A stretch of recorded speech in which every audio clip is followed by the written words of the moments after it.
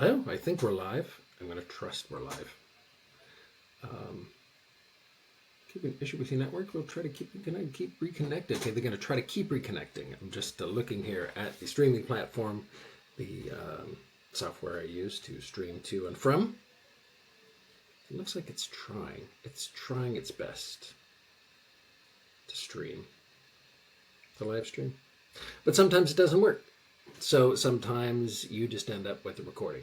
But in any case, I'm going to try to stream live to wherever you are. Hopefully you are watching this live. If you are not, I apologize. You'll be watching it near live. There you go. So yeah, it's Neil Romanek. Hi, how's it going?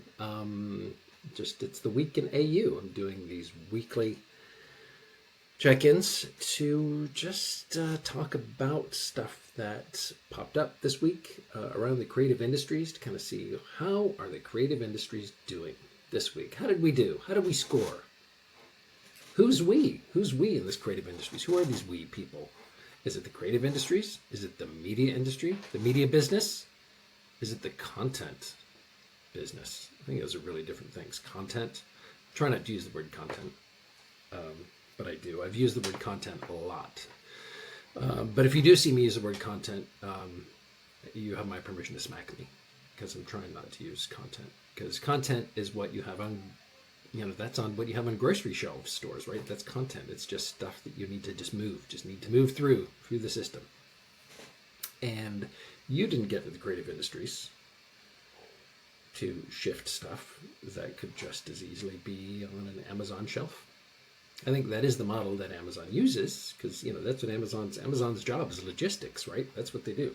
They're a logistics company, and it doesn't really matter if you're shipping books, which is how they started, or if you're shipping little screws that go in, that thing that you need. You had to order a special screw, and you had to get it on Amazon, and that you were able to order it on Amazon. You can only like a pack of 3, and you can only order those things.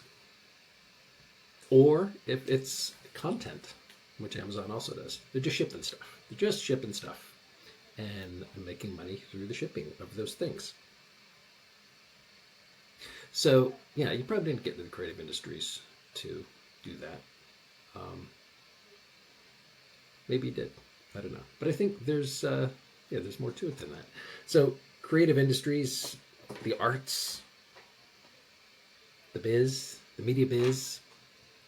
Media itself is another thing. I'm not quite even sure what media is. I know people have done a lot of time studying this, but media is much more public. Media is a public-facing communications field, often with political connections in terms of not political good or bad, but media is a thing that binds people socially. It's a social glue. Okay, enough of that. So what's going on at AU this week? Really great thing you may have seen in the newsletter with interview with Sean Reardon, which we're really happy about. Sean Reardon is a cybersecurity expert who talked to us on our Content Defense Summit 2, which we had earlier in the summer, brought to us by Content Vault. And really fascinating conversation with him. He's worked for Scotland Yard. He's also the guy who's responsible for, you have to bring a certain amount of liquid. You have a limit to how much liquid you can bring onto an airplane. He was one of the guys who led the investigation into that, which resulted in that recommendation, so you can blame him. And he is deep into cybersecurity across all different industries. And he really provided some really great insights about industries generally, but how it can be applied to the media industry too, about cyber vulnerabilities, how we really need to rethink how we approach responsibility and accountability when it comes to cybersecurity. And really, really cool conversation. Check that out. The video is on our YouTube page, and I think should be up on the website pretty soon. What else?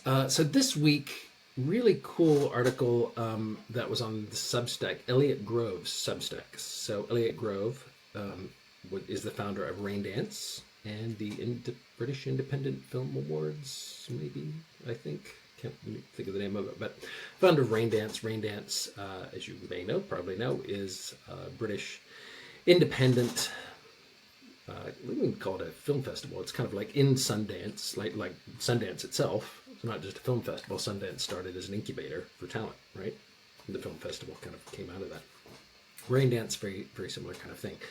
And Raindance has always had a homegrown. That's the whole point of it. Homegrown British outlook with a vision or goal of incubating and nurturing and generating British talent and British filmmaking, not just the UK as an assembly line for other productions coming here, but talent and filmmaking that actually is generated in the UK, generated here. We are the AU is located in London, which you probably already know, so we do have a bit of a UK focus.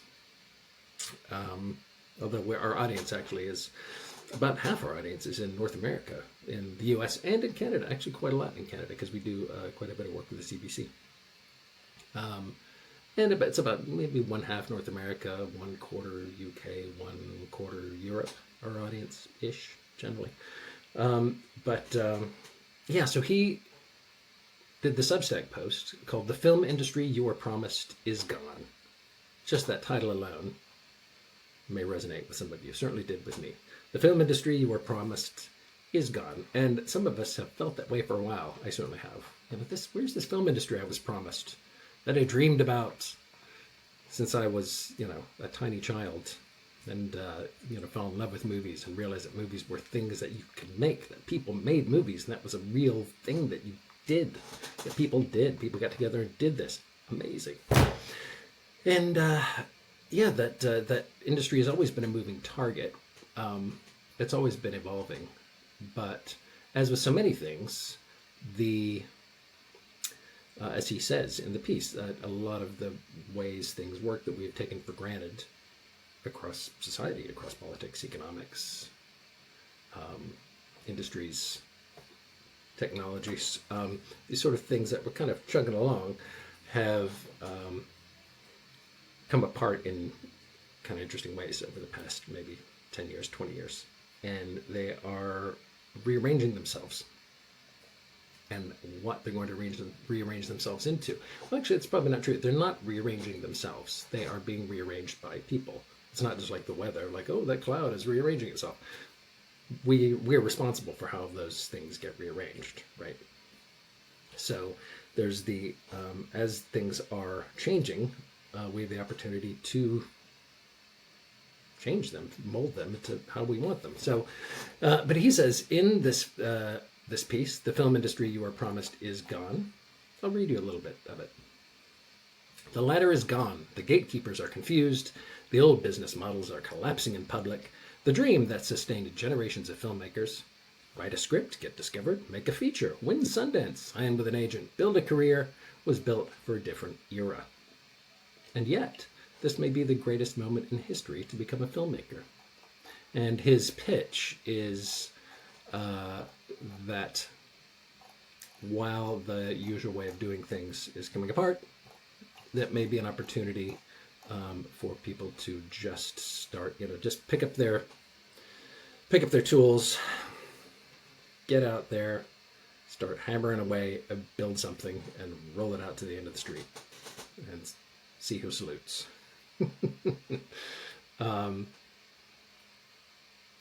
That you can't be relying on getting in the queue, putting your project on the conveyor belt, sending it down the conveyor belt or workflow or pipeline, whatever we like to say, and then it will come out on the other end like this lovely little product. It's always been my background, my career started as a screenwriter. And there was this idea that you write a screenplay and it can kind of get bought. I made a lot of money in the roaring 90s doing that. And that it would kind of go down that pipeline. And eventually, if you were lucky, it might come out as a movie. I don't think that it was always a risky proposition, but that happens less and less. If a movie's going to get made or a movie's not going to get made, that decision often happens quite early. Now, I think, according to Elliot anyway, there's a lot of different ways in. More difficult ways? Maybe, maybe not. You now have seconds to survive. Not minutes, seconds, says Elliot. The audience is overwhelmed by infinite scrolling, autoplay, notifications, short-form video, gaming, and content overload. Like this is what you're watching. This is part of the content overload. This is happening to you right now. Every piece of storytelling is competing against everything else on a person's phone. This changes storytelling itself, he says. The opening image matters more. Momentum matters more. Emotional clarity matters more. The audience decides instantly whether something deserves their attention. That does not mean intelligence is dead. It means boredom is fatal. I think there's something to that. I do also think that there is I think there's a backlash. There will be a backlash just to keep ourselves from going crazy. There will be a backlash against the attention economy. And I think there is going to be a big place in the marketplace. An opening of the marketplace for content that you can commit to. So one of the things that we have with this here, like I'm talking to you again, more content. This is not content that you can commit to. Whatever you're doing watching me now, it's like you're not going, boy, I'm really committed to this. I'm gonna come back here every single week. I would love it if you do, but I won't. I'll understand if you don't. We have seen a few blockbuster movies that people are like, yeah, I'm going to go out and see that. I'm going to go see that Odyssey. Everybody's arguing about it. Check it out. I'll spend 2.5 hours or more in a cinema and come out with an opinion.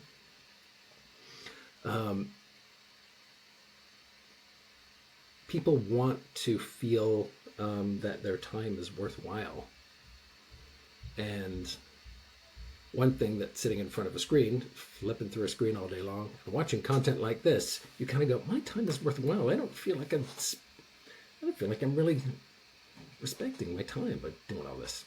But if I can go lock myself in a cinema for 2 hours and commit myself to something and sit there in the dark and think about it, even if the movie was only so-so, there's something about that commitment and that dedication, the thing that you chose, that produces a quality experience. I think that's happening with vinyl now. People like get the vinyl. They like the vinyl because it's old-fashioned and non-digital, but also there's a commitment. It's like, I'm not getting every single song ever made. I'm getting this one. This album is the one I'm getting. Fewer choices may be the way forward. And filmmaking is commitment. You know, I think maybe there's a difference between making a film and making media. Is that you make a film, you have committed to something. You've committed to an idea. You've committed to a single unit that's going to go out and do something. Yeah, it's a really cool piece. Read it. Not everything. I don't agree with everything there, but the general tenor of it, that you really do have to let go of. If you're a creative, if you're a director, you're a writer, you're a designer, you're a cinematographer, you might be better off just getting out there and making something rather than waiting for the conveyor belt to show up and you hop on and you come out at the end with your movie. Anyway, good times. May start putting these on Twitch, maybe YouTube. LinkedIn is probably not the place for this. You know, LinkedIn, you're supposed to say something concise and inspiring. And I don't do concise and inspiring. I've got my eye is swollen here. You may have noticed it. I think it's a mosquito bite. And it looks like I've been punched in the face. Anyway, make sure you subscribe to the AU newsletter. Go to the website, au-works. Check out the stories there. We've got a magazine coming up in September, which is going to be covering sustainability in studios and facilities and the BAFTA Albert Studio Sustainability Standard. It's going to be looking at tools and software for production managers. It's going to be doing a review of our Content Defense Summit 2 and some of the insights learned for how to keep your workflows and your productions and your customers safe and secure, and a bunch of other stuff. And we will be at the IBC show in September. It starts September 11th in Amsterdam. Hope to see you there.